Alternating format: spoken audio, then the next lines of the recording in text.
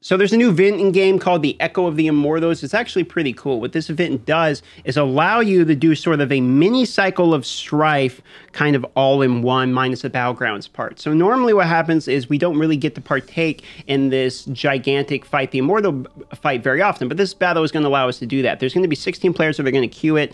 One of the players is going to be randomly decided to actually end up being the Immortal. The other 15 players are going to be queued together. Now you're going to notice I'm in a 3-man party. That's because some random people invited me to the party as soon as I got into the lobby, and I do recommend accepting those invites, because after you end up fighting the Immortal, what's going to end up happening is you're going to see here is you fight the Immortal, you DPS down the Immortal, and let me give you a few tips on this here. When you're actually fighting the Immortal, he has a couple moves that are very terrifying. He has one big jump. After that, that's his maneuverability. Then he has sort of a AoE shout that can freeze the people. He's going to try to whirlwind the people, so you want to be careful when he does the big fear shout or when he does the petrify, that he's going to probably go in with the whirlwind AoE right after it. Once he uses all his whirlwind, he's going to be out of the channeling of it, and he'll be pretty weak for a little while, and that's a good time to get some DPS in. You see that one jump he did is basically the only jump he has. The basic attacks will send a shockwave forward, meaning you want to kind of be behind him as much as you can. Plus, if you're using gems like Cutthroat, etc., you'll get the extra crit rate from behind him, etc. Now, as the Immortal gets more and more kills, he's going to be unlocking, you know, like his ultimate ability, etc.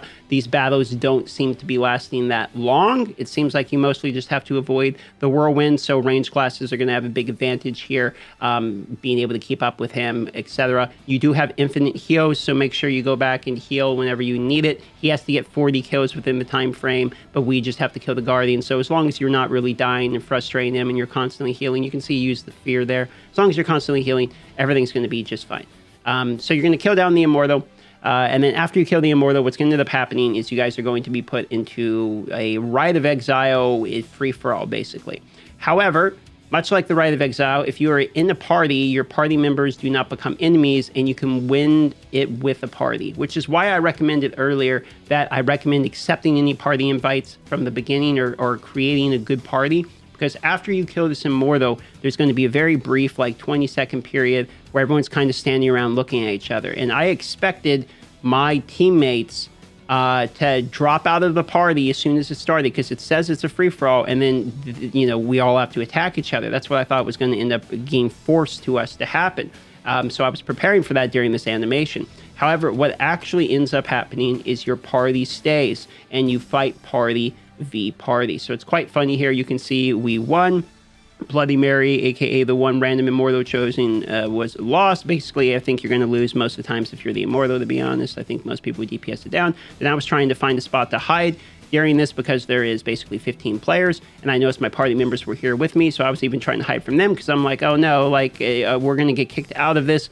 But you don't. You see, you're actually going to stay as a party. So it's free for all, but not really. You can win as a party and get the rewards together as a party. We do actually end up winning this. Much like in Battlegrounds, you can actually heal, but what dictates your combat is not if you're actually dealing DPS or receiving DPS. What dictates if you're in combat is how close you are to an enemy. So if you have a shield or something, you can apply your shield, walk away from the enemy, while receiving damage over time, and still be able to bandage if you're far enough away. Just keep that in mind. So for bandaging, you definitely want to make sure you're executing the kills and being close enough to the enemy that they can't heal when they're low, and just kind of keeping that pressure onto them, but making sure you go back and heal as much as possible when you can.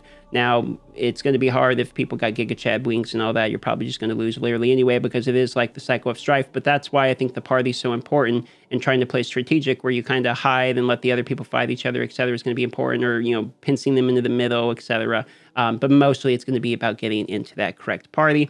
Here you can see we finish up the kill on the last person, and then we're presented with the rewards just at the end here, which I will let you guys kind of enjoy the rest of this match. If you guys enjoyed this video, consider subscribing, give me a thumb up, and yeah, that's it. More Diablo Immortal content every single day. Love you all. Thanks for watching.